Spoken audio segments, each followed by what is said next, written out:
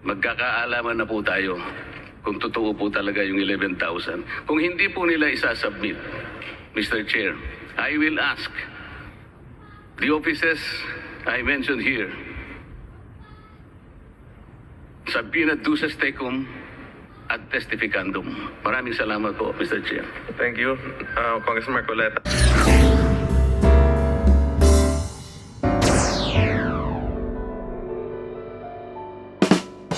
Ito po, magra-wrap up na po ako dito.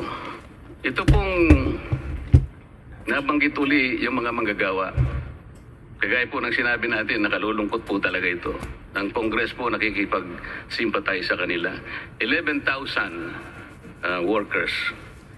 Because of that, Mr. Chair, I will wind up, but I will respectfully place on notice Abs-Cbn that I will be requiring from them the following: to submit to the House of Representatives, particularly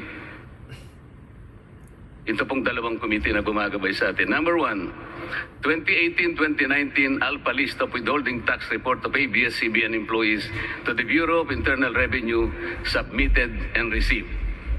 2018-2019 ALPA list of contributions made by Abs-Cbn for its employees to the Social Security system submitted and received.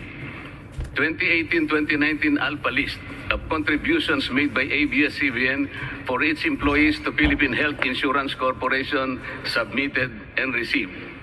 2018-2019 ALPA list of contributions made by Abs-Cbn to the Home Development Mutual Fund or Pag-ibig Fund submitted and received. 2018-2019 ALPA list of the contributions of Abs-Cbn to the Employment Compensation Commission and the Bureau of Local Employment of the Department of Labor.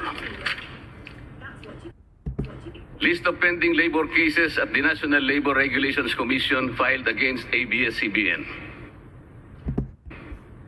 Magkaka-alaman na po tayo kung totoo po talaga yung 11,000. Kung hindi po nila isasubmit, Mr. Chair, I will ask the offices I mentioned here, subpoena duces tecum at testificandum. Maraming salamat po, Mr. Chair. Thank you, Congressman Marcoleta. Issue with Abs-Cbn and its owners is not press freedom. It is money, politics, and power.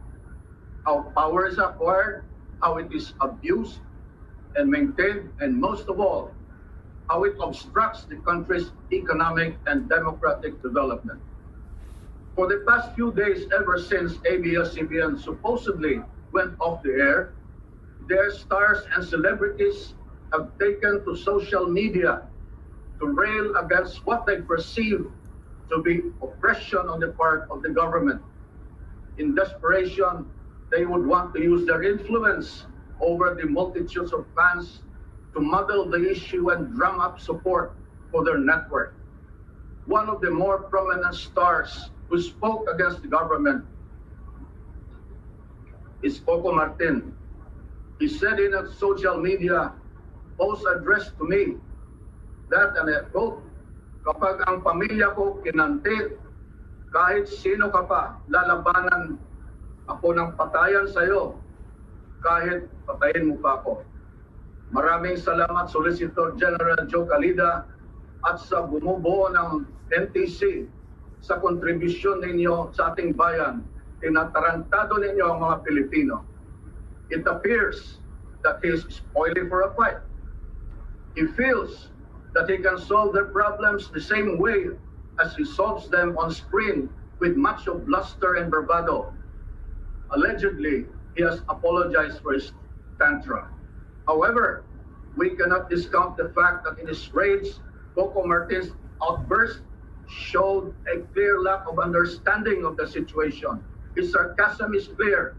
Ipagdarasal ko na lumiwanag po sana ang inyong isipan at kung sino man po ang nagtutos sa iyo, unquote. If I had not been the Solicitor General, I would have called his bluff and make him eat his words. For decades now, Abs-Cbn has been deceiving the Filipino people. Appropriately, Congress now seeks to revise the past of ABS-CBN to determine if they are worthy of a legislative franchise. In view of its nature as a grant from the state, a legislative franchise is not a right that can be exercised at will and pleasure. Rather, it is a privilege subject to regulation under such condition as the government may see fit. Thus, in cases of misuse, non-use, or abuse of a franchise, the state ought to reassert its authority and rights as a grantor, regardless of the grantee's identity and influence. Through the proceedings before this body, the time has come to expose ABS-CBN, whose owners and corporate officers continue to deceive the Filipino people into believing that they are in the service of the Filipino. In truth, however, ABS-CBN is motivated not by service, but by greed and desire for power and influence. Their brazen acts must come to an end. The hour of reckoning may have been delayed, but it has now come. As for ABS-CBN, you may have committed too many violations which went unnoticed and unpunished, but we are determined to root out such illegal practices. I could hear now the voice of Frank Sinatra resonate, and now the end is near. Maraming salamat po sa inyong lahat.